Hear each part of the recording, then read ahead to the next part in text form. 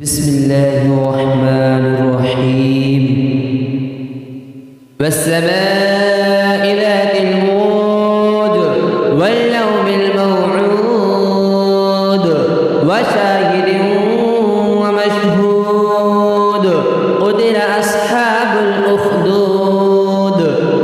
النار ذات الوقود إذ هم عليها قعود وهم على ما يفعلون بالمؤمنين شهود وما نقموا منهم إلا أن يؤمنوا بالله العزيز الحميد الذي له ملك السماوات والأرض والله على كل شيء شهيد إن الذين فتنوا المؤمنين والمؤمنات ثم لم يتوبوا فلهم عذاب جهنم ولهم عذاب الحريق إن الذين